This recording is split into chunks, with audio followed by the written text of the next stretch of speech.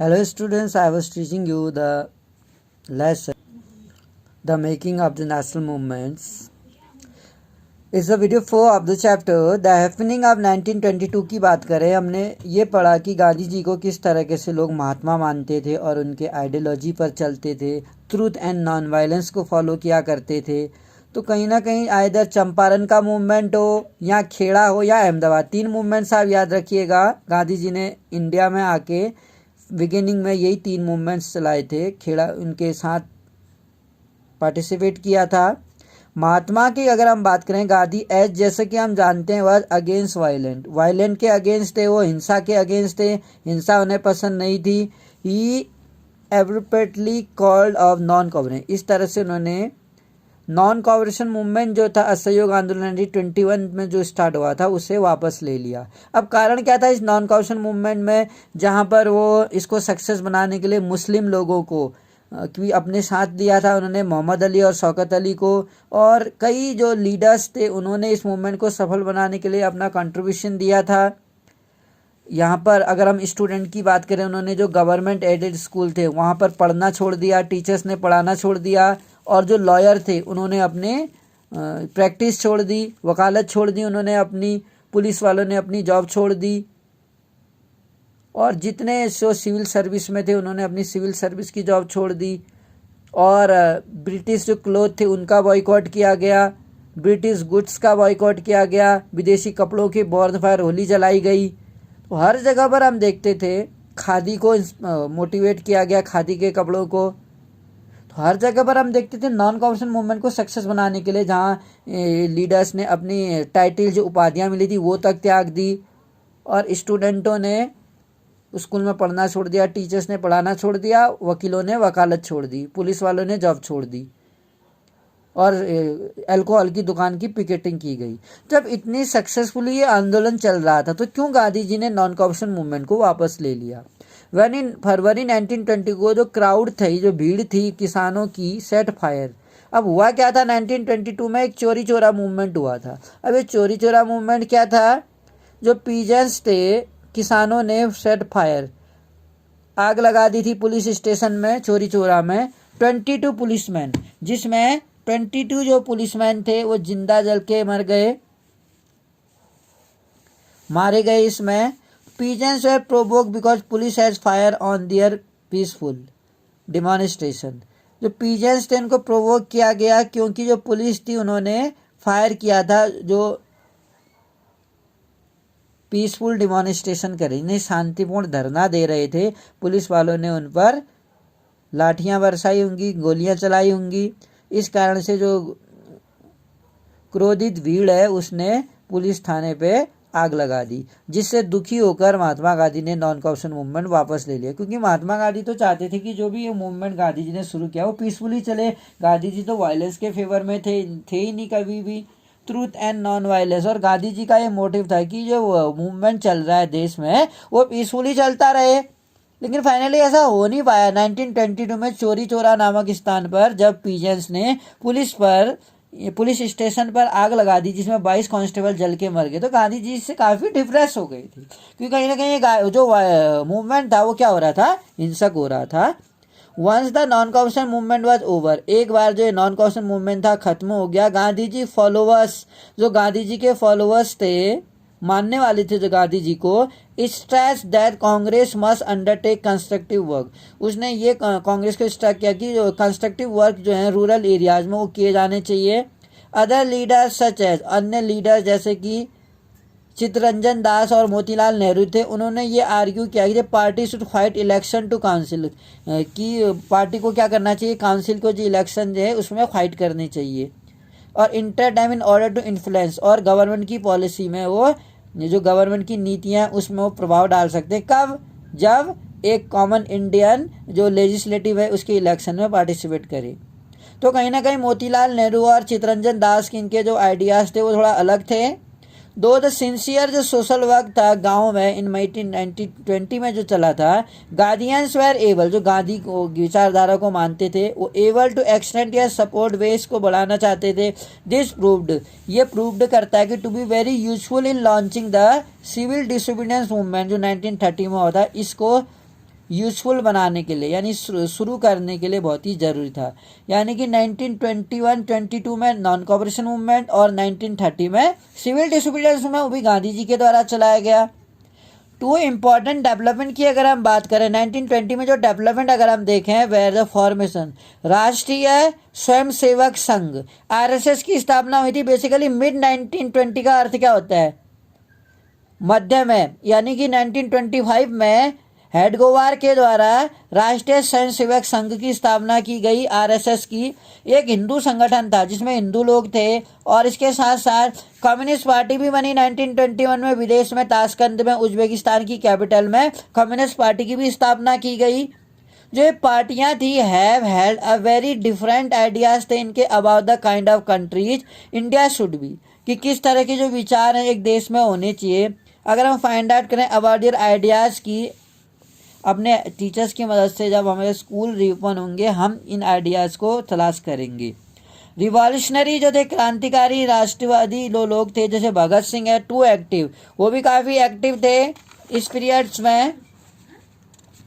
The decade अगर हम शताब्दी को देखें, close with the Congress resolving to fight, Congress ने जो फाइट किया पूर्ण स्वराज के लिए, कंप्लीट इंडिपेंडेंस की मांग की 1929 में under the presidentship of Jawaharlal Nehru की प्रेजेंटशिप में। कॉन्सिक्वेंटली इंडिपेंडेंस डे बनाया गया जवाहरलाल नेहरू के अंडर में एंड ऑब्जर्व ऑन 26 जनवरी 1930, और 26 जनवरी 1930 को पूरे देश में इंडिपेंडेंस डे के रूप में ये दिन बनाया गया। It take a loud voice, और ये एक लाउड वॉइस कहता है टू मेक द डिफीटर इंकलाब जिंदाबाद, और किस तरीके से एक इंकलाब जिंदाबाद का नारा दिया था भगत सिंह ने। और इस तरह से मार्च टू दांडी, दांडी की और जो मार्च कूच किया गया, इसके पीछे रीजन था कि ब्रिटिशर्स ने सॉल्ट पर भी टैक्स लगा दिया था, और जो सॉल्ट था वो एक इम्पॉर्टेंट थिंग्स था जो कि रिच और पुअर दोनों के द्वारा इक्वली कंज्यूम किया जाता था। पूर्ण स्वराज जो था वो नेवर कम, तो उनका ये मानना था जो कि पूर्ण स्वराज है वो कभी अपने आप नहीं आ सकता, it has to be fought, इसके लिए पूर्ण स्वराज के लिए लड़ना पड़ेगा।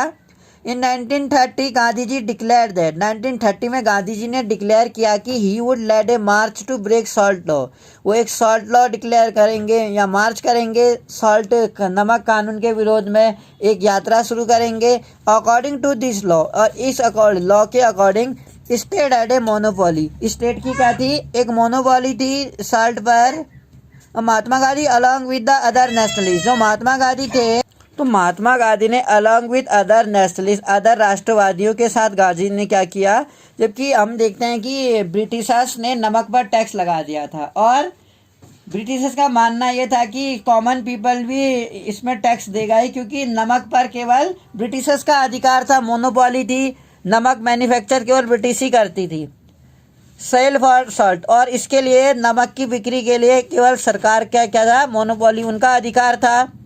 महात्मा गांधी ने अदर नेशनलिस्ट के साथ reasons that it was sinful, Mahatma Gandhi और राष्ट्रवादियों का ये मानना था कि ये पाप था, सिंफुल एक्ट था जो टैक्स पर उन्होंने टैक्स लगा दिया था। It was an essential item, जो कि एक जरूरी सामान था, इसेंशियल आइटम था फूड के लिए।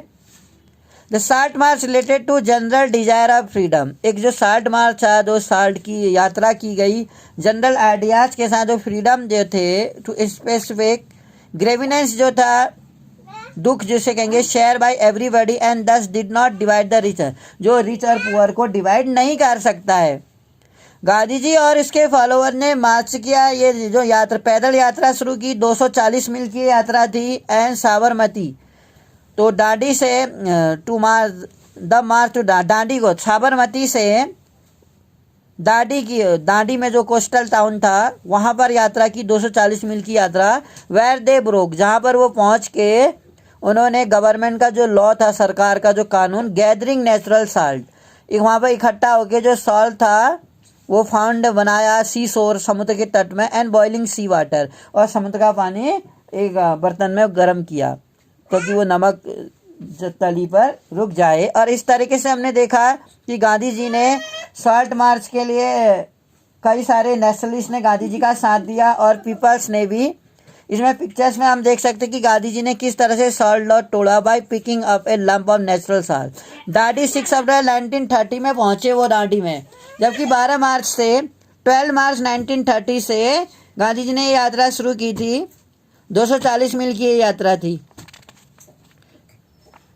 और इस तरीके से हम जानते हैं कि जो प्रेजेंट्स ट्राइबल्स की, पीजन्स और ट्राइबल्स की अगर हम बात करें, और जो वुमेन्स पार्टिसिपेटेड, वुमेन्स ने भी इसमें पार्टिसिपेट किया। लार्ज नंबर्स में जो एक बिजनेस था फेडरेशंस, उन्होंने पब्लिश किया एक पैम्पलेट जो साल्ट इश्यू पर था, नमक मुद्दे पर था। Government try to crush the movement, government ने इस मूवमेंट को क्रश करने की, कुचलने की कोशिश की। दो द ब्रूटल एक्शन, एक हम कह सकते हैं ब्रूटल, बहुत ही आक्रामक रवैया अपना के, यानी मारपीट कर, आक्रामक रवैया अपना के अगेंस्ट पीसफुल सत्याग्रही। अब भाई वो तो पीसफुल सत्याग्रही थे, एक शांतिपूर्ण रूप से आंदोलन कर रहे थे ब्रिटिशर्स के अगेंस्ट, लेकिन इन सत्याग्रहियों पर मतलब लाठी चलवा के, ब्रूटल एक्ट करके ब्रिटिशर्स इनको सप्रेस्ड करना चाहते थे। यानी कि हम कह सकते हैं एक अहिंसक थे, नॉन वायलेंस थे, तो ब्रिटिशर्स ने वायलेंट होके इनको क्रोधित कर दिया। कंबाइंड स्ट्रगल की अगर हम बात करें, इंडियन पीपल जो थे बोर फ्रूट्स, अब भारतीय जो लोग थे उनको फ्रूट्स कम मिला। जो कंबाइंड स्ट्रगल था, जब गवर्नमेंट ने 1935 का एक एक्ट पास किया था, प्रोविंशियल ऑटोनॉमी कहलाता है, जो प्रोविंशियल ऑटोनॉमी के नाम से जाना जाता है। गवर्नमेंट अनाउंस इलेक्शन, गवर्नमेंट ने इलेक्शन अनाउंस किए टू द प्रोविंस लेजिस्लेटर के लिए। इन 1937 में द कांग्रेस फॉर्म्ड गवर्नमेंट। अब फाइनली जब कांग्रेस ने इसमें हिस्सा लिया, इस लेजिस्लेटिव इलेक्शन में, गांधी जी ने क्या किया, तो जब इलेक्शन में हिस्सा लिया गया तो कांग्रेस ने क्या किया, 11 प्रांतों में से 7 में अपनी सरकार बनाई। इन सितंबर 1939 की अगर हम बात करें, after 2 years of Congress rule, 2 साल तक जब कांग्रेस ने रूल किया तो prominence second world war broke out. Second world war हो गया, जैसा हम जानते हैं। जो क्रिटिकल ऑफ हिटलर, हिटलर की जो आलोचनात्मक प्रवृत्ति थी, Congress leader was ready to support the British. तो कांग्रेस के जो नेता थे वो ब्रिटिश को इस वॉर में सपोर्ट देने के लिए तैयार थे, British war efforts, but in return, लेकिन उसके बदले में वो चाहते थे कि जो इंडिया वो इंडिपेंडेंट हो जाए इस युद्ध के बाद। यानी ब्रिटेन के इस शर्त में फेवर करना चाहते थे कि इस युद्ध के बाद ब्रिटेन भारत को आज़ाद कर दे। द ब्रिटिश रिफ्यूज, ब्रिटिश ने क्या कर दिया, रिफ्यूज, इनकार कर दिया इस डिमांड को मानने से, कंसीड करने से। कांग्रेस मिनिस्टर्स और जिसे कांग्रेस के मंत्री थे उन्होंने इस प्रोटेस्ट के लिए रिजाइन कर दिया। एंड फाइनली क्विट इंडिया जो मूवमेंट चला था, इसके बारे में देखते हैं कि क्विट इंडिया मूवमेंट क्या था। अंग्रेजों भारत छोड़ो, ये वही आंदोलन था 9 अगस्त 1942 को जो शुरू हुआ था, डू और डाई का, जिसमें नारा दिया था गांधी जी ने, करो या मरो। यानी कि 1942 तक आते आते गांधी जी भी समझ गए थे कि केवल नॉन वायलेंस के बेस पर भारत तो आज़ाद होने से रहा। Mahatma Gandhi decided to initiate the new phase of movement, एक मूवमेंट, आंदोलन का नया फेस चाहते थे। वो डिसाइड किया उन्होंने अगेंस्ट द ब्रिटिशर्स के against. In the middle of second world war the British must quit India, British क्या करते थे, मस्ट क्विट इंडिया से वो क्विट कर जाएं इमीडिएटली। उन्होंने बताया to the people is said do or die, करो या मरो का नारा दिया। In your effort to fight the British but you must fight non violently. अब यूर एफर्ट, जो आपका प्रयास होगा, कहता है वो ब्रिटिशर्स के अगेंस्ट लड़ने के लिए, यू मस्ट फाइट, लेकिन तुम्हें नॉन वायलेंटली लड़ना है। गांधी जी और जो अदर लीडर्स थे वेर जेल्ड, उनको जेल हुई। And once but the movement is, लेकिन ये मूवमेंट चलता रहा, कई सारी महिलाओं को भी जेल में डाला गया। इसमें कहा जाता है जो 1921 में लोगों ने हिंसात्मक न होके ये मूवमेंट चलाया था, यहाँ पर ये हिंसात्मक हुआ था। लीडर वेर जेल, कई सारे नेताओं को जेल में डाला। इट स्पेशली अट्रैक्ट किया पीजेंट्स को एंड यूथ को, युवा लोगों को, who gave up there study, जिन्होंने अपनी यूथ लोगों ने अपनी पढ़ाई को छोड़ दिया था इस आंदोलन में हिस्सा लेने के लिए। Communication and symbol of state, जो कम्युनिकेशन था, संचार था, और सिंबल ऑफ स्टेट जो था अथॉरिटी वेरट, उन पर हमले किए गए पूरे देश भर में। इन मैनी एरियाज में the people set up their own government, लोगों ने अपनी सरकार बनाई, अपनी खुद की सरकार बनाई कई जगहों पर। फर्स्ट जो रिस्पांस था ब्रिटिश का वह सब repression by the end of 1943 over 90,000 people were arrested and around 1000 killed. Police की फायरिंग से 1000 लोग तो मारे गए। इन मैनी एरियाज में order were given to the machine gun crowd from airplanes. ये ऑर्डर दिया गया कि जो मशीन गन है थी क्राउड्स पर, एरोप्लेन से उन पर मशीन गन दागी गई, ऐसा कहा जाता है। द रिबेलियन जो था, विद्रोह था, however ultimately brought the Raj is to knees, घुटनों पर ला दिया था उनको। तो हम यहाँ पर देख सकते हैं पिक्चर्स में कि किस तरीके से जो डिमॉन्स्ट्रेटर्स हैं, जो प्रदर्शनकारी हैं, क्लैश्ड विद द पुलिस के साथ उनका टकराव देखा जा रहा है। मैनी थाउजेंड्स वेर अरेस्टेड, कई हजारों लोगों को इसमें जेल में डाला गया। ओवर थाउजेंड्स, और हजारों लोग इसमें मारे गए। मैनी मोर वेर इंजर्ड, और कई सारे लोग इसमें जख्मी भी हो गए। टूवर्ड्स इंडिपेंडेंस की अगर हम बात करेंगे, जो पार्टीशंस हुआ था, ये आज़ादी की ओर जो बढ़ रहा था और इसका जो पार्टीशंस हुआ, हम जानते हैं। मीन वाइल इन 1940 में जो मुस्लिम लीग थी, बेसिकली हम जानते हैं, has moved to resolution. Muslim League ने इसके लिए एक रिसोल्यूशन ढूंढा, डिमांडिंग करने लगी वो इंडिपेंडेंट स्टेट के लिए, एक स्वतंत्र राज्य के लिए, मुस्लिमों के लिए। यानी वो चाहते थे कि मुस्लिमों का एक अलग से प्रांत हो इन नॉर्थ वेस्टर्न। इसलिए कहते हैं कि पाकिस्तान शब्द रहमत अली के दिमाग में आया था, जो कैम्ब्रिज यूनिवर्सिटी का एक स्टूडेंट हुआ करता था। पाकिस्तान वर्ड की उत्पत्ति की उसने, रहमत अली ने। तो वो अलग प्रांत की स्थापना के लिए मांग कर रहे थे in the north west and eastern area of country. The resolution did not mention partition और Pakistan. Why did the League ask for an autonomous arrangement for the Muslim of subcontinent. तो क्यों जो लीग था, ask for autonomous, एक autonomous arrangement के लिए मुस्लिमों के लिए क्यों कहा गया? मुस्लिमों को, मुस्लिम लीग के द्वारा, इस लीग के द्वारा फ्रॉम द लेट 1930 से अगर हम बात करें, द जो लीग थी began viewing the Muslim as a separate nation. वो क्या करने लगी? मुस्लिमों को एक सेपरेट नेशन के रूप में वो मांग कर रहे थे। मुस्लिमों के लिए अलग से राष्ट्र की मांग कर रहे थे हिंदुओं से। In developing this nation it may have not been influence, ये ज़्यादा प्रभावित नहीं हुआ by the history of tension between some Hindus and Muslim, जो ग्रुप थे 1920 और 1930 में। More importantly the providential election जो हुआ था 1937 में, seemed to have the convinced the league and Muslim were minority। मुस्लिम जो लोग थे अल्पसंख्यक में माने जाते थे, and they would always have to play second fiddle। उन्हें हमेशा से एक डेमोक्रेटिक स्ट्रक्चर में सेकेंड फिडल की भूमिका निभानी पड़ती थी। वो डर गए थे कि मुस्लिम में इवन गो अनरिप्रेजेंटेड के रूप में वो ना माने जाए। कांग्रेस रिजेक्शन किया लीग की इस इच्छा को, और एक जॉइंट कांग्रेस में league government in United Providence में 1937 में ऑल्सो एनॉयड, और इस तरह से वो एनॉयड हो गए थे इस लीग से।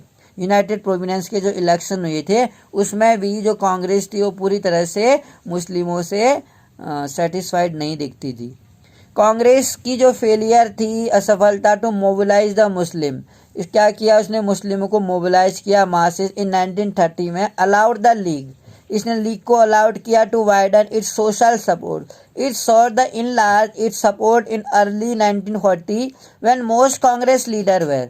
उस समय जब बहुत सारे कांग्रेस लीडर जेल में थे। At the end of war in 1945 में ब्रिटिश ओपन नेगोटिएशन, एक मतलब उनके साथ विचार विमर्श किया, open negotiation between the Congress और लीग के बीच में एक हम कह सकते हैं बातचीत की फॉर द इंडिपेंडेंस, भारत की आज़ादी के लिए। दे टॉक्स फेल्ड, जो ये बातचीत थी वो असफल हुई बिकॉज द लीग सॉ, क्योंकि ब्रिटिश लीग ने इसको कैसे देखा? It's the sole spokesperson of India के रूप में। Muslim the Congress could not accept this claim, Congress ये दावा स्वीकार नहीं कर पाई since large number of Muslim, क्योंकि कई सारे जो मुस्लिम थे अभी भी इसको क्या कर रहे थे? सपोर्ट करते हुए देखे जा रहे थे। इस तरीके से हम देखेंगे कि आगे क्या हुआ in our the next video. Little bit you can while just watching the photograph, later I will explain about the photograph की यहाँ पर सरदार वल्लभ भाई पटेल हमें दिख रहे हैं। इम्पोर्टेंट रोल निभाया उन्होंने इंडिया में आफ्टर इंडिपेंडेंस राज्यों को यूनाइटेड करने के लिए, क्योंकि भारत में आज़ादी से पहले राजा हुआ करते थे, प्रांत थे, तो उनमें से उनको गद्दी छोड़नी थी, बहुत सारे लोगों ने अपनी इच्छा से छोड़ा और बहुत सारे लोग राजाओं ने वहाँ पर पुलिस भेजनी पड़ी। तो वल्लभ भाई पटेल को बहुत इम्पोर्टेंट माना जाता है कि उन्होंने किस तरह से इंडिया में एक स्टेट वो करने के लिए, फॉर्मेशंस के लिए इम्पोर्टेंट रोल निभाया था। इसमें चक्रवर्ती राजा गोपालचारी दिखाए जा रहे हैं स्पीकिंग टू गांधी जी, जो गांधी जी से बात कर रहे हैं। Jinnah Chakravarti Raj speaking Gandhi before the Gandhi ji Jinnah talk. Gandhi जी और जिन्ना की बात से पहले जो मोहम्मद अली जिन्ना थे, मोहम्मद अली जिन्ना कौन थे? पाकिस्तान के पहले गवर्नर जनरल थे मोहम्मद अली जिन्ना। पाकिस्तान के नोटों में मोहम्मद अली जिन्ना की ही फोटो होती है। तो in this way I talk you, later on I will explain in the next video. Thank you for listening me.